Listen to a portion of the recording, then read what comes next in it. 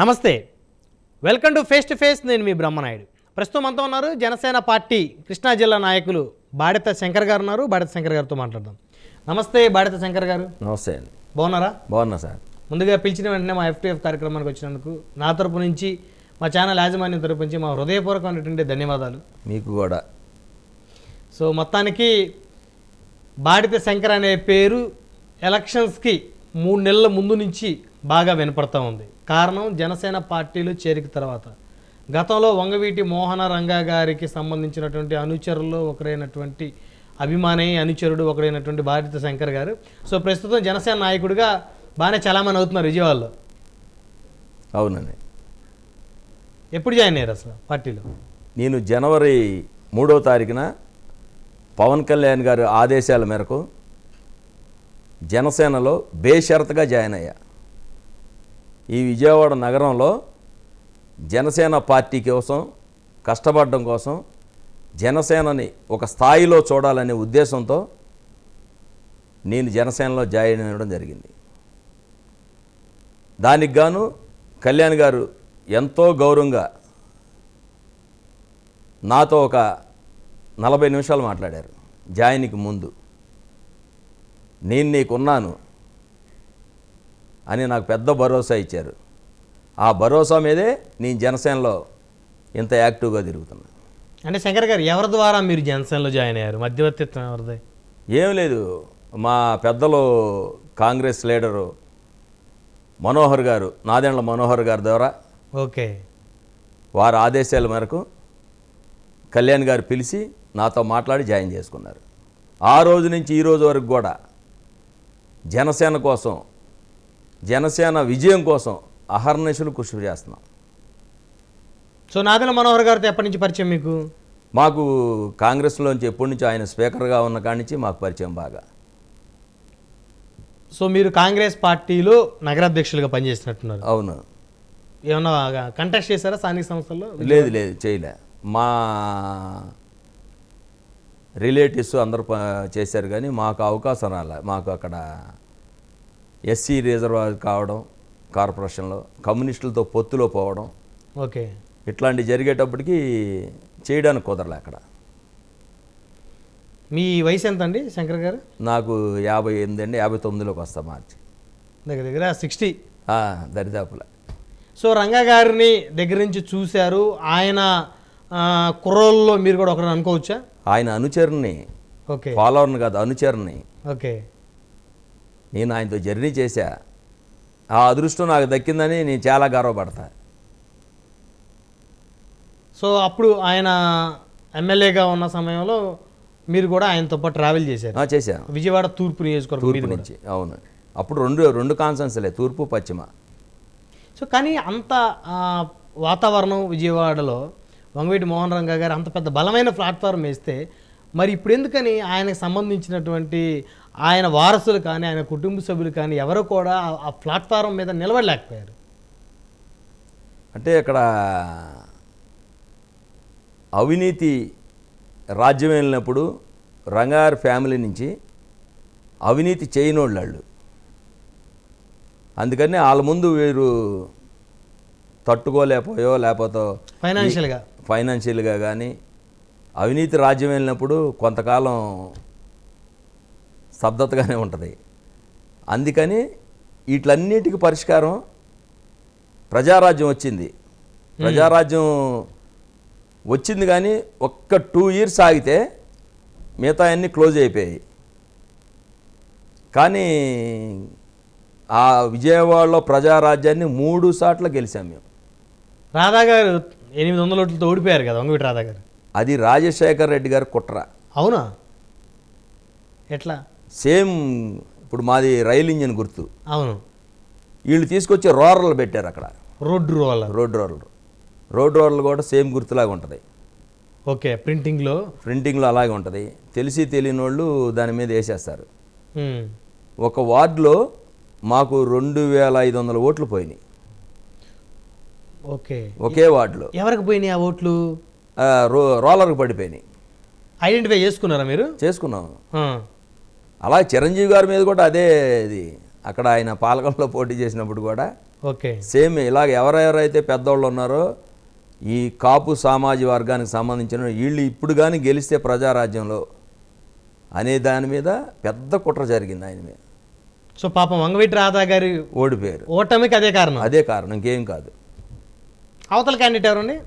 Road roller Vishnu కాదు కాదు, road roller అని ఇండిపెండెంట్ కదా అతను. పాండు అని ఆయన కాపే ఆ. అమ్ముడుపోయాడు. ఎవరికి? ఈ రాజశేఖర రెడ్డికి మనోడు క్యాండిడేట్కి అమ్ముడుపోయాడు. విష్ణుకి అమ్ముడుపోయాడు. శంకర్ గారు, నాకు తెలియని ఒక చిన్న విషయం ఏంటంటే ఈ మల్లాది విష్ణు అనే ఆయన రంగా గారికి కారు డ్రైవరు అనే ప్రచారం ఉంది. సో దాంట్లో వాస్తవాలు ఎంత? ఆయన ఏం చేసేవాళ్ళు రంగా గారి దగ్గర?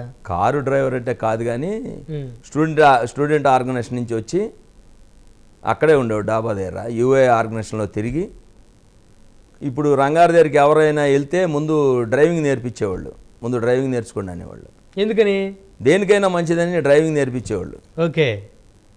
అందుకని వీళ్ళంతా కూడా డ్రైవింగ్ నేర్చుకొని ఆయన బయటికి వెళ్తున్నప్పుడు అర్ధరాత్రి ఎవరైనా దిగినే వెళ్ళాలనుకో డ్రైవింగ్ రావాలి కదా. అవును. అందుకని అందరికీ డ్రైవింగ్ నేర్పిస్తే వాళ్ళు అప్పుడు ఉపయోగపడేవాళ్ళు. అలాగ ఉపయోగపడ్డాడు మల్లాది విష్ణు గారు.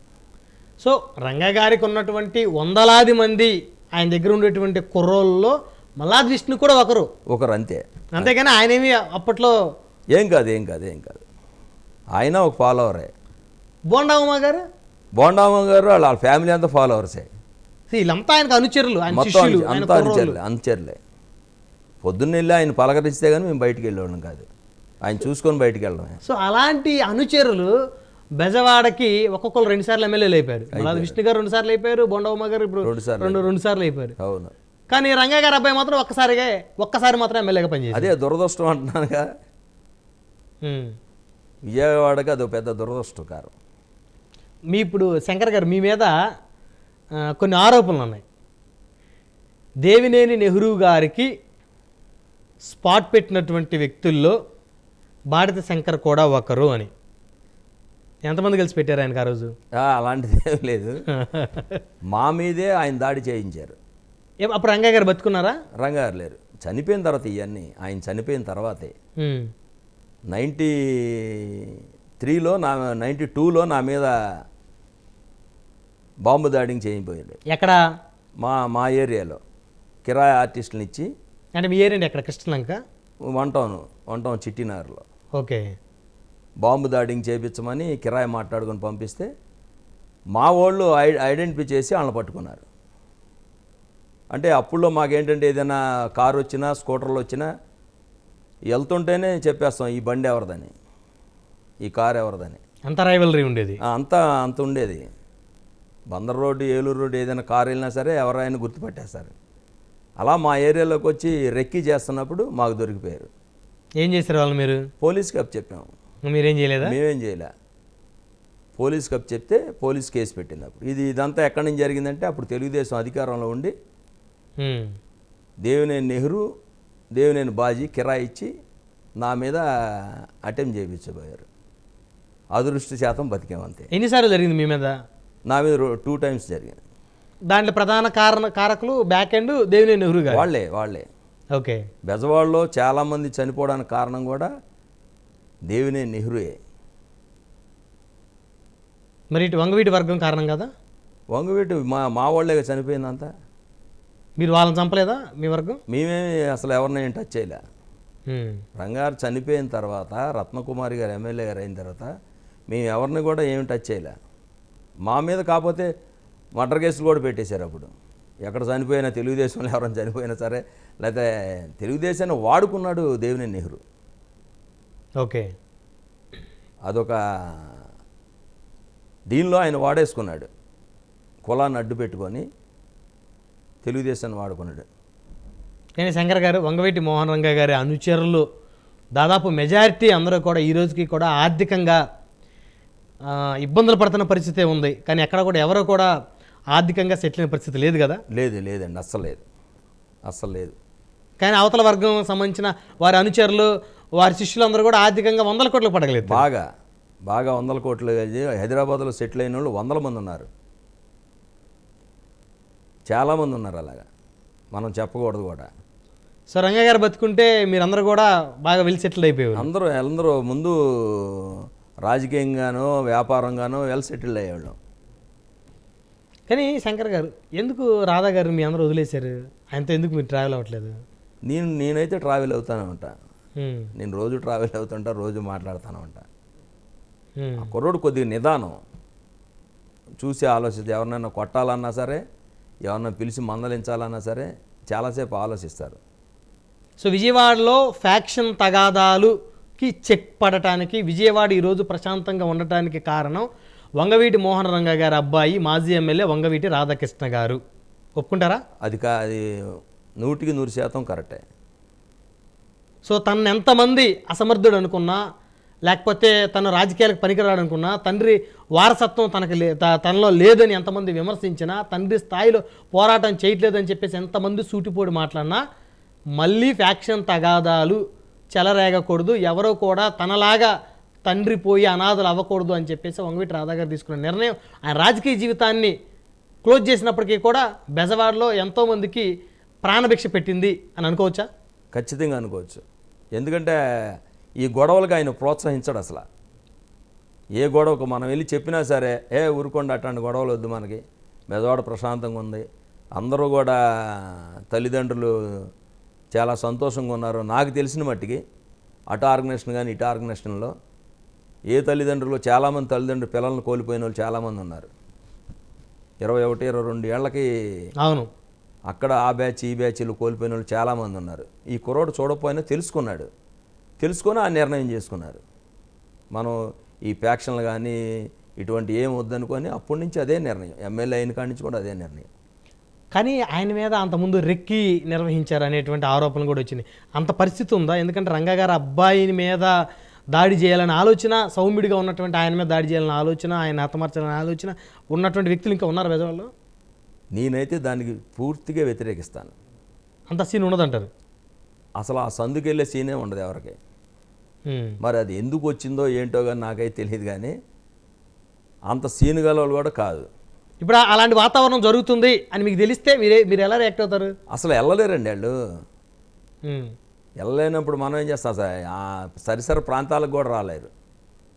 సో ఈ రోజుకి రంగా గారి అబ్బాయి చేయెత్తితే బెజవాడలో అందరూ ఆయన వెనక నడవడానికి సిద్ధంగా ఉన్నారు అనేటువంటి నానుడు ఈ రోజుకి ప్రజల్లో ఉంది. నిజమేనది? నిజమే.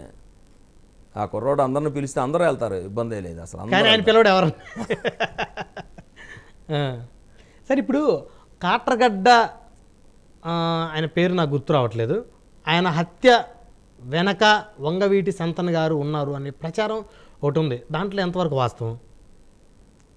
రైవల్స్ జరుగుతున్నాయి. కాటగడ్డ వెంకటనారాయణ రైట్. కాటగడ్డ వెంకటనారాయణ మర్డరు, అది కిరాయి ఆర్టిస్టులు ఎవరో ఒంగోలు చేశారు. ఒంగోలుకి చంతనకి సంబంధం ఏముంది? సో ఈ కాట్రగడ్డ వెంకటనారాయణ గారు వంగవీటి మోహన్ రంగా గారి హత్యలో ఆయన కూడా వన్ ఆఫ్ ది పార్టిసిపేషన్గా ఉన్నారని అంటారు. ఉన్నారు ఆయన. సో అలాంటప్పుడు మరి ఆయన ఎవరో ఒంగోలు ఎందుకు చేస్తారు? సంతన్ గారే చేశారు అనేది ఉన్నటువంటి ఆరోపణ. ఆయన మీద పడింది ఆరోపణ, ఆయన మీద పడింది. ఆయన రిమాండ్కి వెళ్ళారు, బయటకు వచ్చారు, కొట్టేశారు. కాదే అది చేసింది మట్టికి ఒంగోలు కిరాయి ఆర్టిస్టులే. కాటగడ్డ వెంకటనారాయణ చంపింది మట్టికి వాళ్ళే. సో శంకర్ గారు, బెజవాడ రక్త చరిత్రని దగ్గర నుంచి చూసినటువంటి వ్యక్తుల్లో మీరు కూడా ఒకరు. సో ఈరోజు పరిస్థితి ఎలా ఉంది బెజవాడలో? ఇప్పుడైతే చాలా ప్రశాంతంగా ఉందండి. మొన్న ఈ నెహ్రూ అబ్బాయి ఎప్పుడైతే వైకాపాలో చేరాడో ఆ రోజు నుంచి మళ్ళీ వాళ్ళే తెలుగుదేశం నువ్వు వైకాపాలో చేరి పాత మిత్రుల్ని కూడా, ఒకళ్ళ కన్నుపోయింది చెన్నుపాటి గాంధీ అనే అతనికి, అవును, దౌర్జన్యంగా కొట్టి కన్నుపోతే, ఒక అబ్బాయి కన్నుపోతే ఎలాగా? నీ దొడ్లో తిరిగిన మనిషే, వాళ్ళతో ఉన్న మనిషే. అట్లాగే చాలా చాలా అక్రమాలు చేశారు ఇప్పుడు అక్కడ. ఎందుకు అట్లా? అతను కూడా, అవినాష్ కూడా చాలా సౌమ్యంగా ఉంటాడు కదా. సౌమ్యంగా ఉన్న మరి ఈ చేయకూడదుగా, చెప్పాలిగా నువ్వు. ఇంకా చెప్పాలంటే వంగవీటి రాధా గారి కన్నా ఈయన అవినాష్ గారే చాలా సౌమ్యంగా కనిపిస్తాడు, మిల్క్ బాయ్ లెక్క కనబడతారు. కానీ లోపల వేరు. ముందు గెలవాలనుకున్న ఒక ఇది మనసులో పెట్టుకొని, ముఖ్యమంత్రి నా దగ్గర ఉన్నాడు, నేను ఏమైనా చేయొచ్చు అనుకొని తెలుగుదేశం ఆఫీస్ మీదకి వెళ్ళి ఒక దాడి చేయడం అంటే ఎవరైనా వెళ్తారా? నీ ఆఫీస్ మీద ఆయనకి సంబంధం ఉంది అవినేష్ గారికి. మొత్తం వారేగా వారికి అనుసంధానంలోనే జరిగింది. అది వాళ్లే ముద్దాయిలు. ఇప్పుడు తీస్తారు దాని గురించి. ముఖ్యమంత్రి గారు ఈరోజు ఏం చెప్పారు? ఎవరైతే ఈ రాష్ట్రంలో దోపిడీ దొంగతనాలు చేశారో వాళ్ళందరూ లిస్టు బయటికి తీస్తాను, చట్ట ప్రకారం శిక్షిస్తానని చెప్తున్నారుగా. దాంట్లో ఈయన కూడా ముద్దాయి అవుతాడు. అందరూ నీ మనుషులే కదా, నువ్వు చెప్పకుండా వెళ్ళిపోతారా? సో బెజవాడలో రక్తపాతం ముగిసింది, అందులో డౌట్ లేదు. ఏదో చిన్న చిన్న గొడవలు అల్లర్లు ఎక్కడన్నా అడపదడప తప్పితే ఇప్పుడు మీరు చెప్పిన సంగతి. ఆనాటి వంగవీటి వర్సెస్ దేవినేని ఫ్యాక్షన్ వాతావరణం ఈ రోజు లేదు. వారిద్దరు వారసులు కూడా ఒకరి మీద ఒకరు తలపడే పరిస్థితులు, ఆలోచనలు కూడా లేవు. ఎవరి మనుగడకు వాళ్ళు రాజకీయంగా ప్రయత్నాలు చేస్తారు తప్ప. సో కానీ బెజవాడలో ఉన్నటువంటి వంగవీటి మోహనరంగ గారి వర్గానికి ఇంకా సజీవంగా ఉన్నటువంటి మీలాంటి వారందరికీ కూడా పెద్ద దిక్కు ఎవరు, అండ ఎవరు అంటే ఏం చెప్తారు మీరు? ఈ రాష్ట్రానికి, మా బెజవాడకి పవన్ కళ్యాణ్ గారే మాకు దిక్కు. అవునా? వేరే ఆప్షన్ లేదు, అసలు ఇంకో ఆప్షనే లేదు. కళ్యాణ్ గారే ఈ రాష్ట్రానికి, మాకు, మా అందరికీ, అలాగే బడుగు బలహీన వర్గాలందరికి కూడా ఆయనే. ఎందుకంటే ఈయన ఖజానాకే కాపలాగా ఉంటానని చెప్పారు ఆయన. అందుకు ఆయన మీద మరో రంగాగారిని ఆయనలో చూసుకుంటున్నాం అనుకొని మాకు భావన. సో మీకు కూడా అనిపిస్తుందా రంగా గారిని కళ్యాణ్ గారు చూసుకుంటున్నారా? ఖచ్చితంగా. అందరూ అదే చెప్తున్నారు, మీ సమకాలీకులు అందరూ కూడా అదే చెప్తున్నారు. నేను చాలా ఇంటర్వ్యూలో కూడా చెప్పా, డబ్బులు లేనప్పుడు రాజకీయాలు చేశారు ఆయన.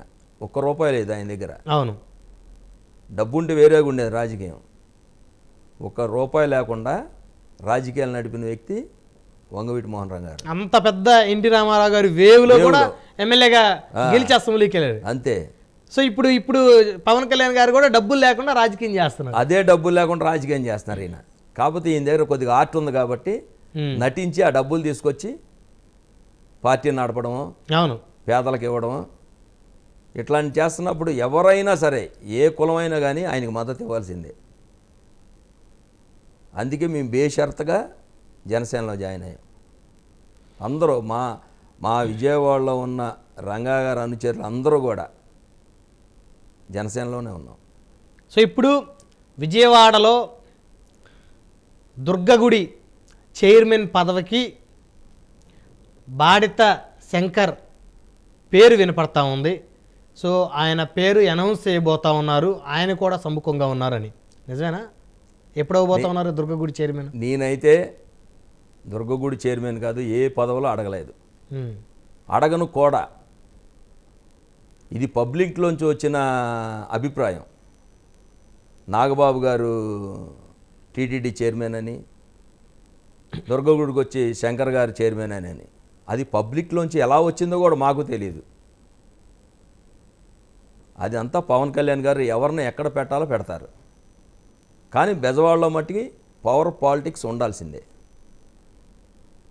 పవర్ లేకుండా అక్కడ రాజకీయాలు జనసేన కానీ తెలుగుదేశం కానీ చేయాలంటే కుదరదు. ఇప్పుడు తెలుగుదేశానికి పవర్ పాయింట్లు వచ్చినాయి, అవును, కానీ బెజవాడలో పవర్ పాయింట్ ఉండాలి. అది ఎవరిని పెడతారో కళ్యాణ్ గారే నిర్ణయిస్తారు. సో మిమ్మల్ని పెడితే మీరు పనిచేయడానికి సిద్ధంగా ఉన్నారా? అమ్మవారికి సేవ చేయడానికి ఇబ్బంది ఏముంది? నేనైతే ఈ పదవి కావాలని అడగను. కానీ శంకర్ గారు 2009లో రాధా గారు తక్కువ ఓట్లు ఓడిపోయినప్పుడు కూడా బెజవాడ మొత్తం ప్రజారాజ్యం వైపే చూసింది. ఆ రోజు సింగిల్గానే వెళ్ళారు. ఇప్పుడు ఇంకా టీడీపీ జనసేన కూటమి బీజేపీ పొత్తులో. మరి అలాంటి బెజవాడలో కనీసం ఒక్క సీటు కూడా జనసేన పార్టీ పోటీ చేయకపోవటం అనేది నిజంగా జన సైనికుల్ని చాలా ఆవేదన గురి చేస్తుంది. ఆ బాధ ఉందా మీకు కూడా? ఆ బాధ ఉంది, కానీ ఇదంతా కూడా ఒక 6 నెలలు 8 నెలలు ముందైతే అందరూ కూడా ప్రిపేర్ అయ్యి దానికి ఏమేం కావాలో మెటీరియల్ చూసుకునేవాళ్ళం. ఒక ఎవరో కుర్రోడు పోటీ చేస్తాడు, ఆ కుర్రోడికి టికెట్ ఇవ్వాలని అంటే ఫైనాన్షియల్గా వీక్ అయినప్పుడు అక్కడ మనం వీక్ అయిపోతాం. నాకు పోటీ చేయాలని ఉంటుంది, కానీ దానికి కావాల్సిన సదుపాయాలు ఉండాలి. ఒక పూట భోజనం పెట్టడానికే మన దగ్గర డబ్బులు లేనప్పుడు ఒక ఎమ్మెల్యే టికెట్గా ఎలా పోటీ చేస్తాం? చేతులారా రాజధానిలో పోయిందనుకో, ఇంత వేవు వీళ్ళకి తెలియదు. అవును ఇంత వేవ్ ఉందని తెలియదు కదా. అవును అప్పుడు నెక్ టు నెక్ ఫైట్ జరిగింది అప్పుడు. అవును మరి అలాంటప్పుడు నువ్వు ఏమీ లేనప్పుడు పోటీ చేస్తే ఏమైపోద్ది? అబాస్ ఫాలో అవుతాం. అందుకని టిక్కెట్ లేకపోయినా, టిక్కెట్ ఉన్నా సరే వన్ సైడ్గా ఓట్లేసాం అక్కడ. ఎప్పుడు రాని మెజార్టీలు బెజవాడలో వచ్చినాయి, చూసుకోండి మీరు. అవును మా సామాజిక వర్గం కానీ బయట సామాజిక వర్గం కానీ ముందు మేము వన్ సైడ్ అయితే మా వెనకాల అందరూ వచ్చారు. 70,000 బోండమ్మ గారికి వచ్చింది, 47,000 48,000 సుజనా గారికి వచ్చింది, వెస్ట్ 50,000 గద్దె గారికి వచ్చింది. సరే గద్దె గారికి బోండా గారికి ఓకే, అంటే వారికి అనుకోని దానికన్నా ఎక్కువ మెజార్టీ వచ్చింది. బోండమ్మ గారు మన 24 ఓట్లతో ఓడిపోయారు. 2019లో 70,000 వచ్చింది. సరే అది టీడీపీ జనసేన కలిసిన తర్వాత వన్ సైడ్. కానీ విజయవాడ వెస్ట్ అంటే కొంచెం వైఎస్ఆర్సీపీకి అనుకూలంగా ఉన్న సీటు. అందులో జనసేన నుంచి పోతురు మహేష్ ఎక్స్పెక్ట్ చేశారు, ఆయనకి టికెట్ ఇవ్వలేదు. ఆయన ఇక్కడ ఓడిస్తానని చెప్పేశారు, శపథం చేశారు, విస్తృతంగా తిరిగారు. అయినప్పటికీ కూడా 50,000 మెజార్టీ కూటమి సంపాదించిందంటే అది చిన్న విషయం కాదు. నా వీడియో కూడా మీకు ఒకటి చూపిస్తా చూడండి. నేను ఫస్ట్ నుంచి చెప్తున్నా, నా టార్గెట్ 30,000. నా టార్గెట్ రాత్రి పగల్లో మొత్తం కూడా మా వర్గాన్ని అందరినీ కూడా నిద్రాహారం లేకుండా పనిచేసాం సుజనా గారికి.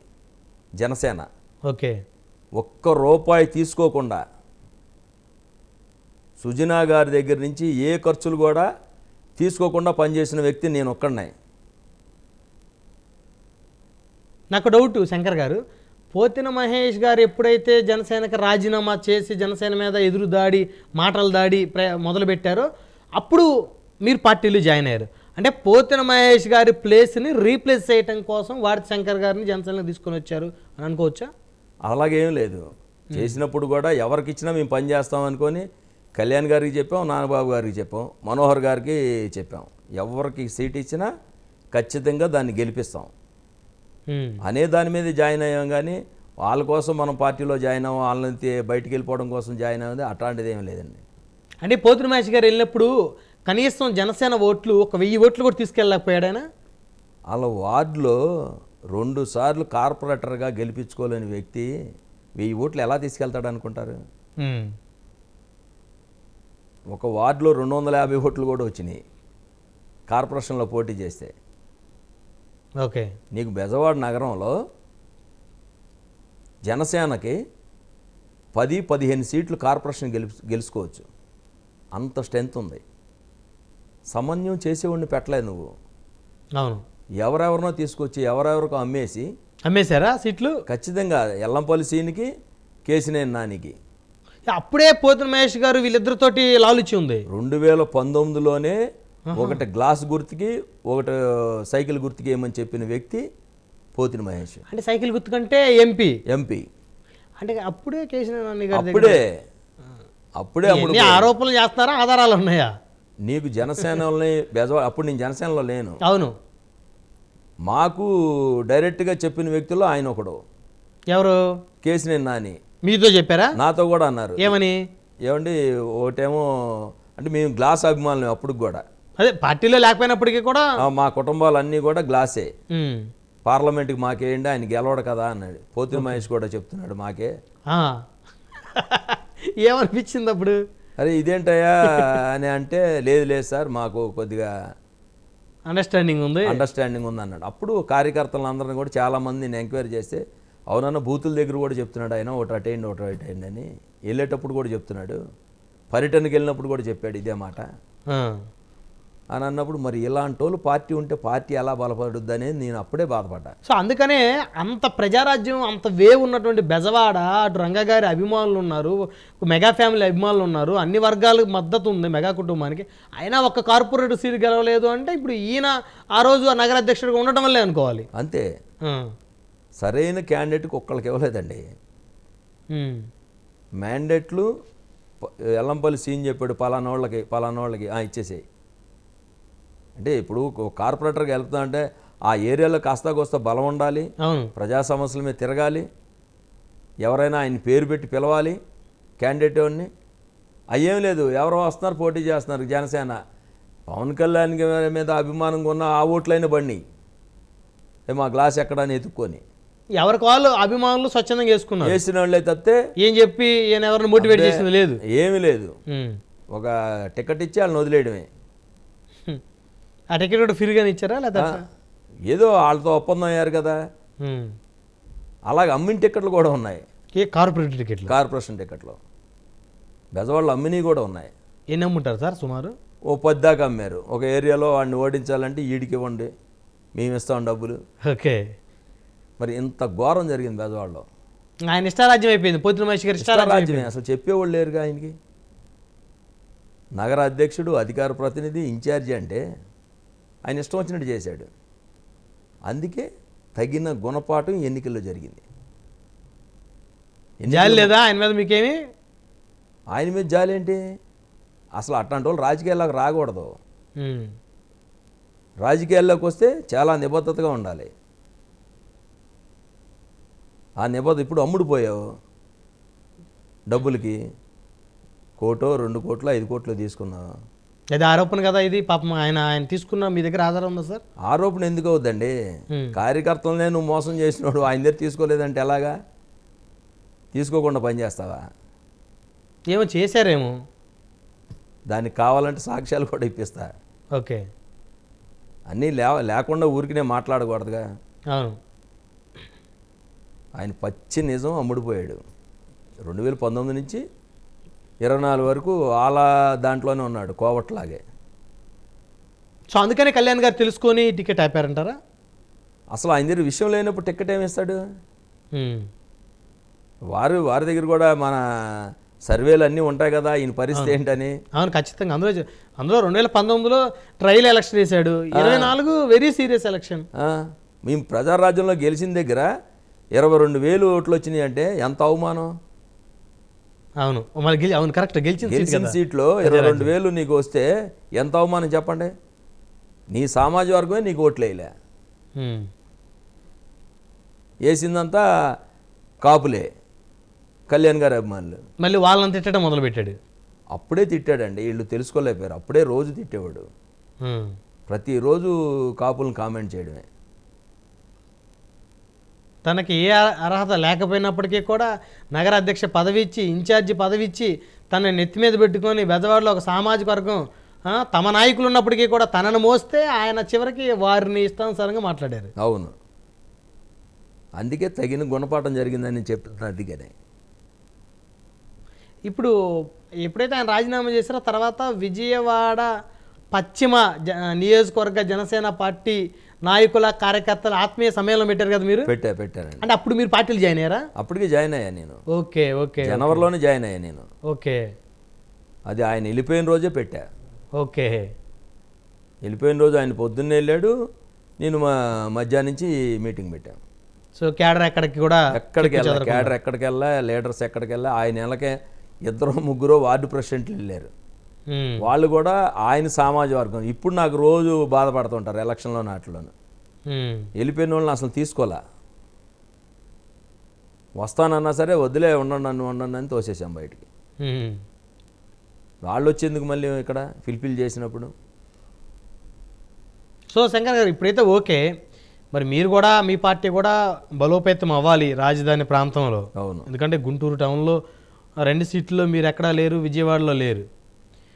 సో కృష్ణా జిల్లా మొత్తం మీద మీరు ఉంది ఒక అవనగడ్డ ఒకటి, మచిలీపట్నం పార్లమెంట్, ఇది ఉమ్మడి కృష్ణా వేసుకుంటాం. సో మీకు ఎక్కడైతే బలమైనటువంటి పునాదులు ఉన్నాయో అక్కడ మీ నాయకత్వం, అంటే నాయకులు ఉన్నప్పటికీ కూడా వారికి పగ్గాలు ఇంకా అప్పచెప్పలేదు. సో సెటరేట్ అవుతుంది ఆ పార్టీ? అవుద్ది, బ్రహ్మాండంగా అవుద్ది. ఇప్పుడైతే రైల్ ట్రాక్ ఎక్కుద్ది బ్రహ్మాండంగా, అసలు ఇబ్బంది లేదు. ఎందుకు బెజవాడలోనే అందరూ ఉంటారుగా లీడర్స్ అంతా, రాజధాని అదే ప్రాంతం కాబట్టి. కళ్యాణ్ గారు అక్కడే ఉంటారు, మనోహర్ గారు అక్కడే ఉంటారు, మంత్రి గారు దుర్గేష్ గారు అక్కడే ఉంటారు, అందరూ ఆ ప్రాంతంలో ఉంటారు కాబట్టి ఇబ్బంది లేదు. కాకపోతే రాష్ట్ర వ్యాప్తంగా కూడా పార్టీని బలోపేతం చేస్తారు కళ్యాణ్ గారు, ఆ నమ్మకం అయితే మాకుంది. సో శంకర్ గారు, ప్రధానంగా కనుక చూస్తే విజయవాడ వెస్ట్ ఎమ్మెల్యేగా ఉన్నటువంటి సుజనా చౌదరి గారికి మీరు చాలా కష్టపడి పనిచేశారు మొన్న ఎలక్షన్స్లో. సో ఆయన కూడా మీతో సన్నిహితంగానే ఉన్నారు. చాలా సన్నిహితంగా ఉన్నారు. ఇప్పుడు మిమ్మల్ని హైకమాండ్కి ప్రపోజ్ చేసే దాంట్లో ఆయన కూడా కీలకమైన వ్యక్తి. చేస్తారా మరి? మీకు కీలకమైనటువంటి పదవులు ఇవ్వాలి అని అంటే వారిది బీజేపీ పార్టీ, అవును, మాది జనసేన పార్టీ. బీజేపీ పార్టీ వాళ్ళు వాళ్ళకి ఏం పని చేసామో మా అధినాయకులకి చెప్పాలి తప్ప ఈ పదవి ఉండ ఆ పదవి ఉండ అని వాళ్ళు చెప్పలేరు, చెప్పకూడదు కూడా. అంటే పార్టీ పదవులు వచ్చేసరికి మీ పార్టీ మీకే ఉంటుంది అంతే. కానీ స్థానికంగా వచ్చేసరికి ఇప్పుడు స్థానికంగా ఉడా చైర్మన్ కానీ లేకపోతే బస్ ఇప్పుడు ఉడా లేదనుకుంటా. లేదండి, సిఆర్డీ అయింది కాబట్టి దుర్గగుడి చైర్మన్ కానీ లేకపోతే అందులో board members, trust members, something రకరకాల నామినేటెడ్ పదవులు ఉంటాయి. సో వాటికి స్థానికంగా ఉండేటువంటి శాసనసభ్యులు ఖచ్చితంగా వారు రిఫరెన్స్ కూడా పరిగణలోకి తీసుకుంటుంది గవర్నమెంట్. సో ఆ కోణంలో తీసుకుంటే మీకు సుజనా చౌదరి గారు సపోర్ట్గానే ఉంటారు. మరి బోండా ఉమా గారు అదేవిధంగా గద్దె రామ్మోహన్ రావు గారు ఎలా ఉంటారు మీతోటి? అందరూ బాగానే ఉంటారు మాతో. కానీ మా షేర్ మాకు ఎలాగ ఇవ్వాలో వాళ్ళకి ఫస్టే కళ్యాణ్ గారు ఏదైతే చంద్రబాబు గారితో మాట్లాడారో మా షేర్ మాకు మా కార్యకర్తలకు ఇస్తారు. ఇవ్వకుండా ఎలాగ కుదురుద్ది? పనిచేసాంగా అందరం. ఎక్కడ టెంపుల్ అయినా సరే, ఎక్కడ ఏ ఉడా అయినా కానీ, గ్రంథాలయ సంస్థ కానీ ఏదైనా అందులో 30% 40% మాకు షేర్ ఉంది, ఇస్తారు. అదైతే కళ్యాణ్ గారు ముందే చెప్పారు అందరికీ, దాంట్లో ఏ డౌట్ లేదు. సో మొత్తానికి బెజవాడలో కూడా జనసేన పార్టీ నాయకులకి అధికారంలో భాగస్వాములుగా పెద్దపీట దక్కనుంది. ఖచ్చితంగా దక్కుద్ది, ఎవరికైనా దక్కని కానీ ఖచ్చితంగా దక్కుద్ది. సో ఇప్పుడు బెజవాడ మేయర్ జనసేనకి ఇవ్వచ్చని అనుకోవచ్చు సార్, ఎందుకంటే 3 సీట్లు కూడా 2 తెలుగుదేశం, 1 బీజేపీ పోటీ చేసినాయి కాబట్టి మరి మేయర్ స్థానాన్ని అయినా సరే జనసేనకి ఇచ్చే ఆలోచన ఏమైనా ఉందని అనుకోవచ్చు మనం? ఖచ్చితంగా మీరు చెప్పింది కరెక్టే కానీ ఇంకా 2 years టైం ఉంది. ఈ 2 yearsలో పార్టీని బలోపేతం చేసుకొని వాళ్ళకి ఎలాగైతే ఎమ్మెల్యేలు ఉన్నారు కాబట్టి మాకు మేయర్ అడగడంలో తప్పే లేదు అసలు. దాన్ని పెద్దలు ఆలోచన చేసి చేస్తారు. రాజధాని ప్రాంతం కాబట్టి మనకి ఎమ్మెల్యే లేదు కాబట్టి మేయర్ ఇవ్వడంలో మంచి అభిప్రాయం అది. సార్ నాకు ఒక చిన్న డౌట్ ఒకటి ఉంది. మల్లాది విష్ణు గారు ఉన్నారు కదా, ఎక్స్ఎమ్మెల్యే, ఆయనకి రాధా గారికి ఎందుకు గొడవ? గొడవ ఏమి లేదు వాళ్ళకి, బాబాయ్ అబ్బాయి అనుకుంటారు ఇప్పుడు కూడా. గొడవలు ఏమి లేవు అసలు. రాధా అనే వ్యక్తి ఎవరితో గొడవలు ఆడే ప్రసక్తే లేదు, గొడవలు ఉండవు కూడా.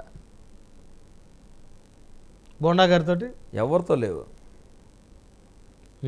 ఎవరితో వంగవీటి రాధా గారు ఎవరితో గొడవలు ఆడరు, పలానా పని కావాలని కూడా అడగరు. సో మొత్తానికి చివరిగా భారతి శంకర్ గారి రాజకీయ భవిష్యత్తు ఏంటి జనసేన పార్టీలో? వారు ఏ పని ఇచ్చినా కష్టపడి పని చేయడమే, ఏ పదవి ఇచ్చినా కష్టపడి పని చేయడమే. సో పదవులు ఏమి ఆశించరు అయితే? పదవులు ఏమి ఆశించే క్వశ్చనే లేదు, ఫస్టే చెప్పా. మరి రానున్న రోజుల్లో కార్పొరేషన్ ఎలక్షన్స్లో ఈసారి బెజవాడలో జనసేన కార్పొరేటర్లను చూడొచ్చా? మేయర్నే చూడొచ్చు. ఓకే, కార్పొరేషన్ ఏముంది, మేయర్నే చూడొచ్చు. మా వాటా మాకు ఎన్ని సీట్లు ఇచ్చినా మొన్న కూడా చెప్పాను నేను, 21కి 21 గెలుస్తాయని 15 రోజుల ముందే చెప్పాను నేను.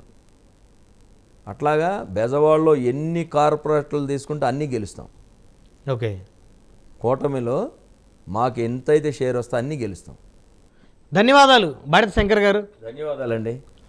మరిది చూశారు కదా, రానున్న రోజుల్లో విజయవాడ నగరంలో జనసేన పార్టీని బలోపేతం చేసుకుంటామని ప్రస్తుతం విజయవాడ నగరంలో ఉన్నటువంటి వంగవీటి మోహనరంగ గారి అభిమానులందరికీ పెద్ద దిక్కు జనసేన అధినేత పవన్ కళ్యాణే అని చెప్తున్నారు విజయవాడ నగర జనసేన పార్టీ సీనియర్ నాయకులు భారతి శంకర్ గారు. మరొక వారం మరొక అతిథితో మళ్ళీ కలుద్దాం. చూస్తూనే ఉండండి, కీప్ వాచింగ్ ప్రైమ్9 న్యూస్.